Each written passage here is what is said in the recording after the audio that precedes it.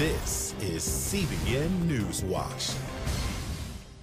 Hello and welcome to CBN Newswatch. I'm Wendy Griffith.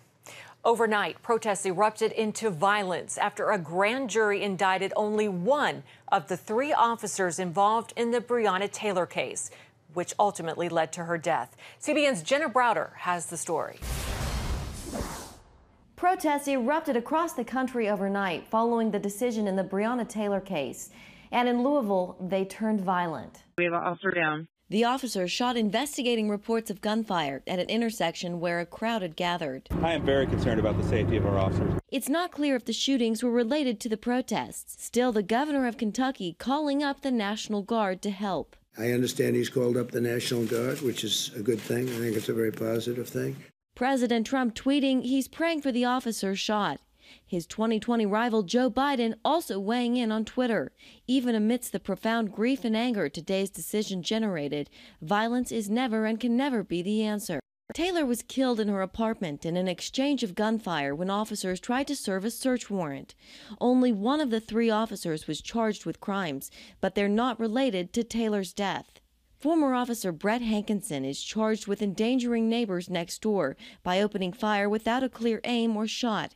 The grand jury found the other two officers used their weapons justifiably, Detective Miles Cosgrove and Sergeant John Mattingly. The grand jury agreed that Mattingly and Cosgrove were justified in the return of deadly fire after having been fired upon by Kenneth Walker.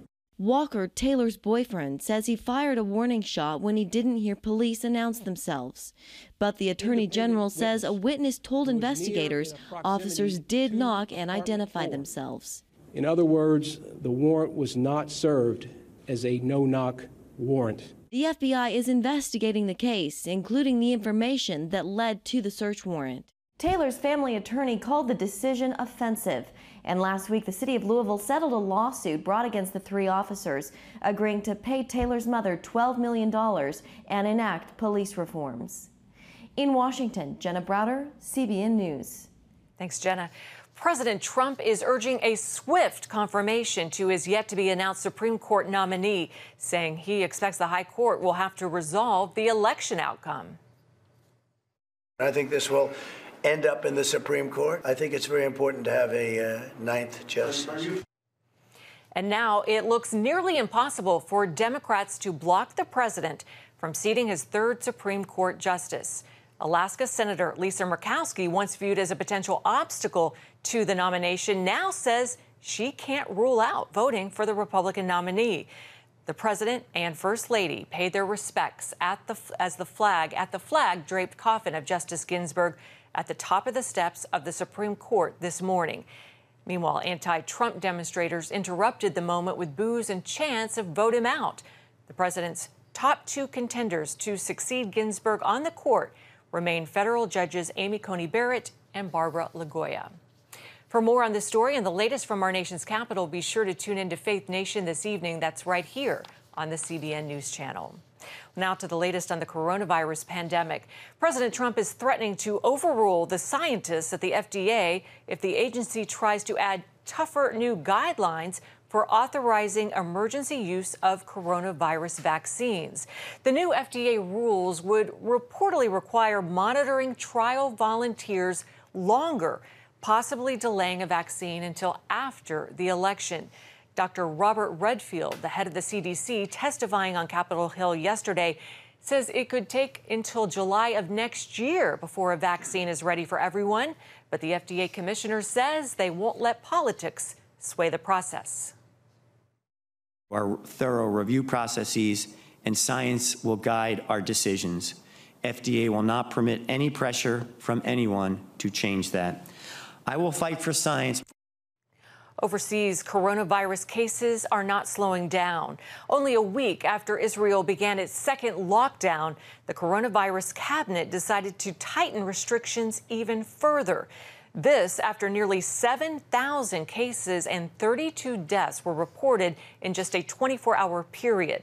The lockdown is expected to include synagogues, except for limited prayers on Yom Kippur, along with closing non-essential businesses, reducing public transport, and allowing citizens to gather with only their nuclear families. The increased restrictions will begin Friday. Netanyahu says they may lessen restrictions if those numbers decrease. As Prime Minister, I'm obligated to protect your lives, and everyone must understand that this is a life-threatening situation. That's why there's no other choice. We're going to make hard decisions and save lives with your cooperation. Israel has had more than 204,000 cases since the start of the pandemic, with more than 650 now in serious condition. Iran's military flew a surveillance drone over the USS Nimitz as it traveled through the Strait of Hormuz. An Iranian news agency published images taken by Iranian-made drones. The photo shows fighter planes parked on the carrier's deck. The U.S. Navy says the Nimitz moved through the world's most important choke point for oil shipments as a scheduled maneuver. I spoke with Military.com's Hope Seck about whether or not the U.S. should be concerned about this drone photo. I was aboard an aircraft carrier in the Persian Gulf back in spring 2017. And talking to the commanding officer of the carrier there, they had just started to notice this trend where obviously relations are, on a good day, pretty hostile between the U.S. and Iran. And in the past, they had seen like these swarms of hostile boats and watercraft that would basically harass U.S. ships and anything they could get close to in international waters. And they were saying that those particular episodes of harassment had decreased, and instead they were seeing these drones fly over multiple times a day, and they would dispatch helicopters and various carrier defenses to go after these things. So this is something that has been ongoing for years now. And, you know, when you think of Iranian drones, you might think of small quadcopters, the type of thing that we can buy off the shelf. But they have a fleet of drones that is pretty sophisticated, and it looks pretty similar to some of our Reapers or things of that nature, and they can fly in the range of 20,000 feet at altitude, and it's pretty hard to prevent every single flyover. So let me ask you this real quick. Do you think we'll see more of this, and what could it lead to? Well, exactly. So this is pretty rare in that they actually took this image and they posted it. So is this really classified info that's going to damage us in some way? The United States, I would say no. People know what's on the deck of an aircraft carrier. It doesn't change too much, and that's not where we keep our super classified information. However, this is sort of a propaganda victory. This is something that they will use to kind of assert their dominance. And several years ago, when the Iranian Revolutionary Guard Corps Navy took captive very temporarily some U.S. sailors, it was the same thing. They took pictures, and it was, look at us. So if that trend starts to increase and they kind of get a foothold that way, that's troubling, because it's just their opportunity to kind of push this message forward. And, you know, there are limited things that we can do to Yeah, let me ask you, so how is America's military? Are we using the same technology in our own intelligence work? We use the widest variety of methods of intelligence, and some of them are extremely sophisticated and complex. And yes, we also have surveillance drones, and our fleet is extremely robust and can fly very high, and you know, is sometimes equipped with weapons as well. So we you know, fly these remote piloted aircraft all over the world and collect very sophisticated imagery. You know, it's not a comparison in terms of peers, our military strength and theirs, but you can see where they're trying to press the advantage with what they have here. Still ahead, combative Supreme Court confirmations aren't new to America's history. Former Second Lady of the United States, Lynn Cheney, takes a look at now versus then. Introducing the CBN Bible from CBN.com. Now, an easier way to study the Bible and grow in your faith. Highlight your favorite verse. Read separate versions at a glance. Click and read a commentary. Or cross-reference your favorite verse using the Strong's Concordance. all the right tools to study the Bible, all in one place. The CBN Bible, available at cbn.com/Bible or the iTunes App Store. This is CBN Newswatch. Thanks for joining us. Watch breaking news, exclusive stories and programs, credible news reporting. We show you what's happening in the world and how you can pray about it. This is CBN Newswatch, because truth matters. Weekdays at 5 on the CBN News Channel. Yes, right on time. From Superbook. Pepper's Pizza Palace is donating pizza for everyone today. Wait. I have big plans today. Trust in God, even when times are tough. He has a plan for your life. Hey, we're gonna be late for the grand opening. My parents want me to help with this outreach thing, feeding the community. What am I supposed to do here? Superbook! Join the Superbook Club and get Superbook The Birth of Moses, plus 2 copies to share with others, all for your gift of only $25. Pharaoh ordered all newborn Hebrew boys thrown into the Nile River, and I have a 3-month-old brother. The Birth of Moses. Yours for a gift of only $25. What will you do the next time the soldiers come? I do not know, but I trust God has a plan for all of us.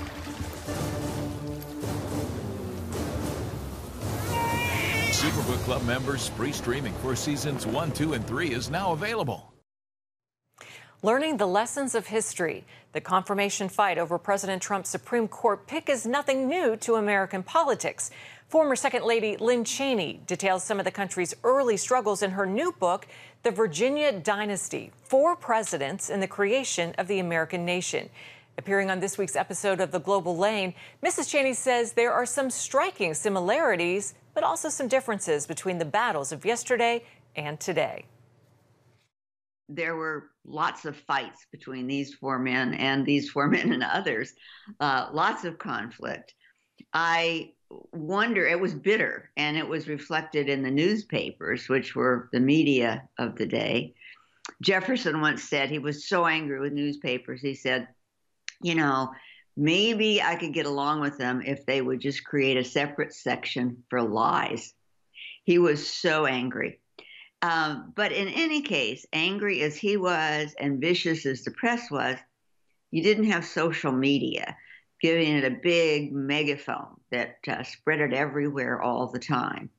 So, yes, it was the same, but I think the effect of having social media has made it different. And long before President Trump, Thomas Jefferson complained about the, quote, engulfing power of the courts. Tell us about that. What was Jefferson's concern? Well, he thought that the courts were overreaching. Does that sound a little familiar? He wasn't upset with Marbury versus Madison in the beginning, but he quickly realized that that ruling had expanded the power of the court, and he believed had impinged on the other branches of government. So it was a matter of power, and I think it wasn't uncommon then, and it isn't uncommon now for the various branches of government to try to increase their sway, to become more powerful.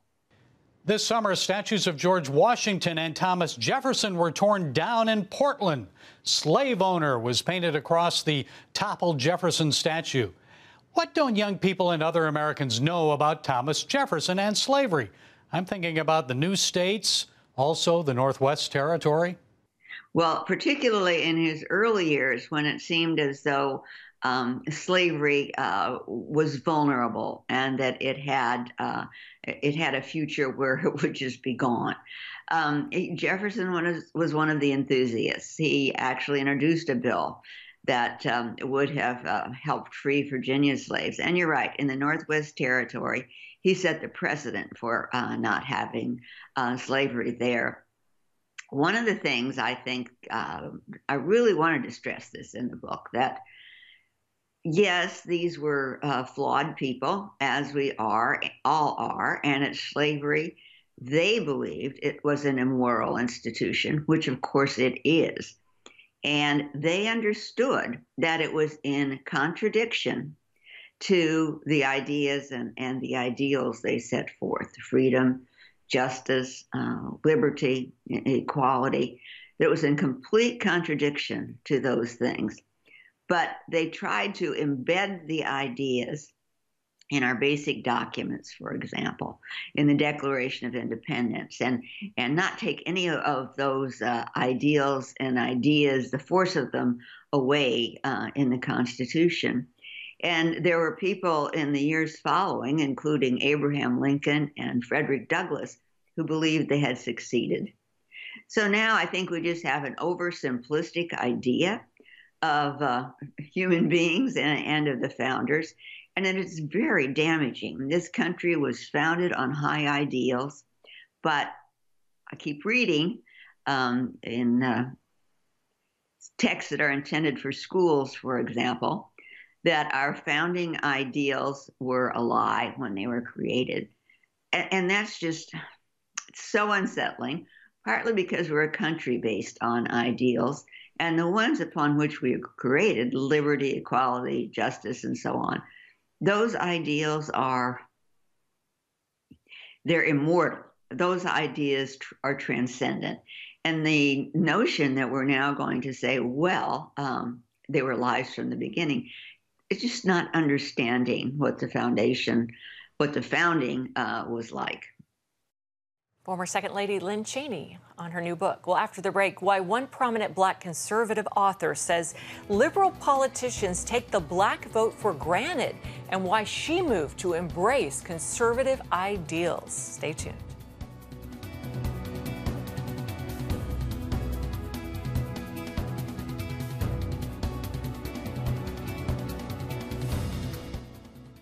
When I came to Regent University, it's like the world opened up. I felt like I needed to advance my career and go back to school. Regent was a perfect fit for me. The Regent professors are world class. You are equipped. The focus of the faculty is on each individual student, whether it's online or in person. You become a part of Regent's family. You carry with you not just the content and the knowledge, but the confidence to understand that we can be significant in the world.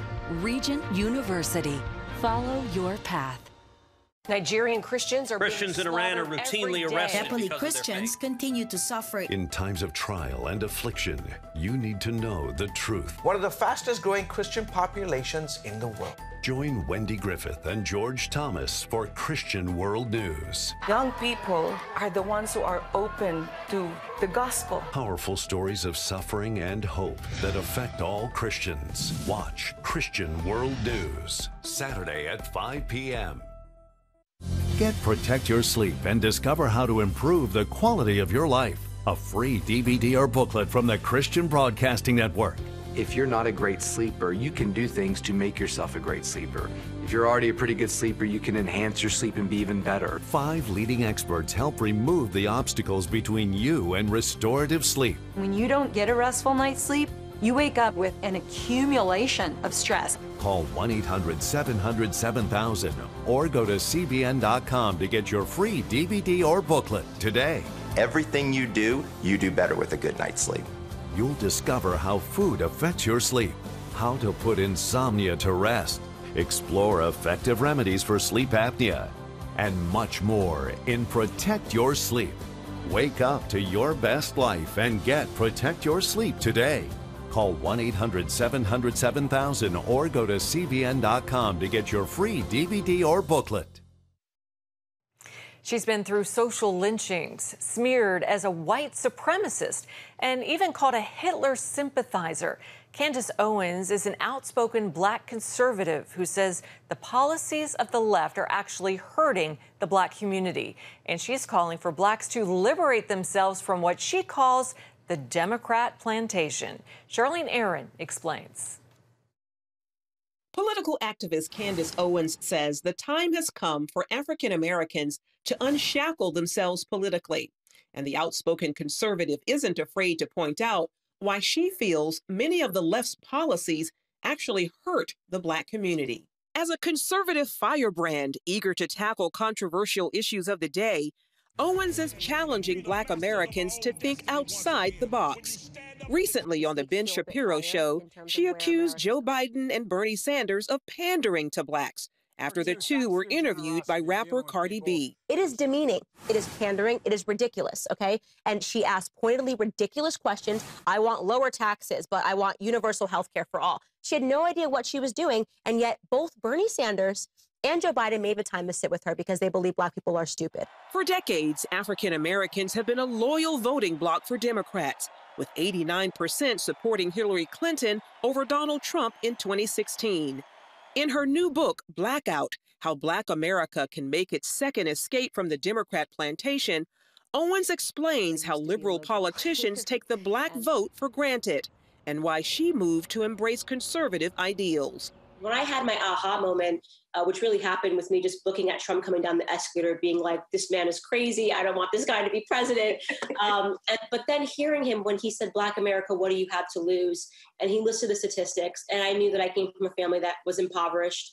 And I have so many cousins that are on welfare. And I thought to myself, yeah, no, what do we have to lose? Owens points to how President Trump has made progress within the black community after helping achieve historically low unemployment for African Americans and prison reform. She argues while Democrats have long acknowledged struggles in the black community, they do very little to solve them. This hasn't worked out for us. Look at exactly right. Look at our neighborhoods. Look at the condition of our families. Look at the crime statistics. Look at the father absence statistics. What could go worse, right? And that was sort of my perspective, when I decided to support the president. And now after watching his performance over the last 3 years, things have gotten better. Black Americans are better off with Donald J. Trump in president than we were after 8 years of Barack Obama, who was the first black president. As a black conservative, she faces backlash for her views, something she calls a double standard. Being an outspoken black liberal, you're treated fine, the media glorifies you. I've gone through so many social lynchings. I've been smeared as a white supremacist, believe it or not. I've been called a Hitler sympathizer. It really is something for people to consider. If we are actually free as Black Americans, why are we not free to choose to be conservative? As founder of Blexit, the exit of Black Americans from the Democrat Party, Owens says more African Americans are seeing a difference, comparing the president's results to the lack of progress by Democrats. I really do believe that the exit polls of this election are going to shock everybody, and I think people are thinking differently, and that's all I've ever wanted. I wanted to destroy the monolith. On recent attacks against police across the country, Owens tweeted to her more than 2 million followers that Black Lives Matter and the complicit media organizations, athletes, and entertainers are to blame. Just they love the black versus white narrative. The proper context that police officers are killed by black men 18.5 times more. Owens also writes about why she feels the left wants to separate Black Americans from their faith in God and replace it with a faith in government. We are seeing this purposeful push, even in the mainstream media. And the reason for that is because in order for a government to grow, which is what the left is after, that's what socialism is. It's just the ultimate power given to the government. And in order for government to grow, you have to make sure that individuals and family units believe in nothing, that family units can't exist. A belief in God can't exist. You actually need for God to be replaced by the government. It is an issue Owens holds dear, as her personal faith guides her political beliefs. My husband and I go to church every Sunday. Actually, we go to the same church as Mike Pence, ironically, because we live here. We live here in D.C. We didn't know he went to the same church as us. We read the Bible every night before we go to bed. That is just a part of what I think humbles me. Yet when it comes to fighting for her conservative values, Owens feels called to the front line. For so long, Black conservatives have been too educated, too polite, not willing to fight back when they're called Uncle Toms, when they're smeared as coons and all of these horrible racial slurs. And I have a different attitude about it. I'm unapologetically a Black conservative. If somebody has something rude to say to me, I am willing to speak back to them. Charlene Aaron, CBN News. Great story, Charlene. Up next, how Christian leaders across the country are hoping to inspire people to pray for the nation. Christians around the world are standing with the Israelis. But why? In CBN's free magazine, Friends of Israel, you'll discover why Christians are supporting the Jewish state, how Israel is fulfilling prophecy as a light to the nations, and ways you can pray for the people of Israel. Israel needs the support of friends like you. Call now or go to cbn.com to get your free copy of Friends of Israel. Heavenly Father, we do thank you for the work of your Spirit, Lord God, with this movement of getting the Bible, yes, Lord, into public schools.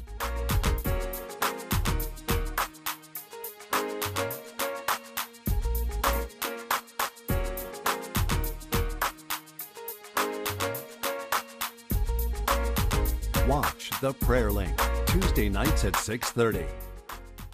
Hey, if you're tired and exhausted all day, you can't think clearly, and you really just need a cup or even a pot of coffee to get through your day, then join me, Dr. Josh Axe, for this new series where I'm going to teach you how to transform your diet and use essential oils and supplements to get a better night's sleep. Get Protect Your Sleep and live your best life with innovative information from 5 leading sleep experts. If you're not a great sleeper, you can do things to make yourself a great sleeper. If you're already a pretty good sleeper, you can enhance your sleep and be even better. Discover a sleep-enhancing bedtime routine, how to put insomnia to rest, learn how to relieve pain that disturbs sleep, and much more in Protect Your Sleep. Everything you do better with a good night's sleep. Wake up to your best life. Call 1-800-700-7000 to get your free DVD or booklet of Protect Your Sleep today. Don't miss out on this brand new series. Tomorrow begins a long-awaited time of public prayer and worship in the nation's capital. The return is a national and global day of prayer and repentance. A Friday evening worship will take place on the National Mall before Saturday's main gathering. The return is intended to be a serious day before God, and nearly 30,000 churches across America will simulcast this event. Organizers say the fate of the nation hangs in the balance. We're in a real Nineveh moment. It's a critical situation in the nation. And much like Jonah went into Nineveh and said, you have 40 days and then it's all over. Listen, we are at that juncture right now in America. We have 40 days and all we know could be over. And so we need God to hear the cries of the righteous remnant. Another event will also take place in Washington, D.C. Evangelist Franklin Graham will start a prayer march at noon at the Lincoln Memorial.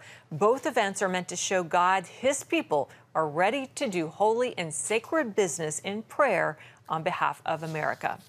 Well, people from across the country will be gathering in Washington this weekend for that time set apart to pray for America. The event, again, is called The Return, and you can watch it live. Just tune in Friday from 6 to 9 p.m. and Saturday all day from 8 a.m.